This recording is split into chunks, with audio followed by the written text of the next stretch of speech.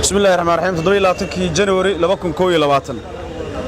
شلي أبار لحي لاتكي جنوري لبكم كوي لباتن أيا هذا السنة شاكتين لقوا مقعاب ظاهر محمد قاسم لكن مقعيس الرسمي وياي بشير محمد قاسم إن فاضمه عبد علي شني لباتن جرأها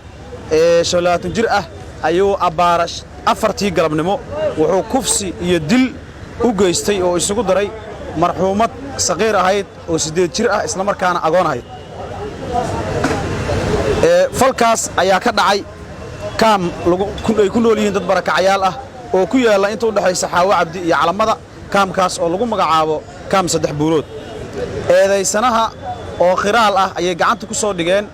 wada shaqayn iyo iskaashi ka dhaxeeyay ciidanka booliiska saldhigga ciidanka booliiska ceelasha biyaha iyo maamulka deegaanka Lafoole oo garbayga taagan iskaashi iyo wada shaqayn ay ka sameeyeen aagaas ayaa gacanta lagu soo dhigay eedaysanihii falkaas ku kacay oo falkaas geystay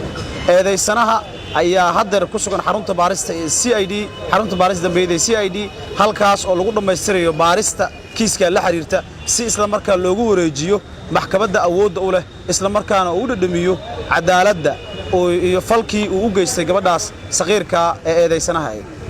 dhibanaha ahayd sidaas daradeed waxaan ummadda Soomaaliyeed u cadeynaynaa in dambiile kasta oo gala fal dambiyeed dhibaateeya qof muwaadin ah ama qof ku nool geeyiga jamhuuriyadda mar uu cadaaladda u dhadhamin doono waxaad ogtiin hadda ka hor kuwa falal noocaas iyo kuwa la halmaala geystay oo magaalada ka baxsaday caasimadda ah ee gobolada dalka tagay in la soo qabtay oo cadaaladda la marsiiyay sidaas si la eg eedaysane Bashiir Maxamed Qaasim wuxuu wajihi doonaa maxkamadda awoodda u leh si uu cadaalad u maro waa mahadsantiin. Assalaamu calaykum waraxmatullaahi wabarakaatuh.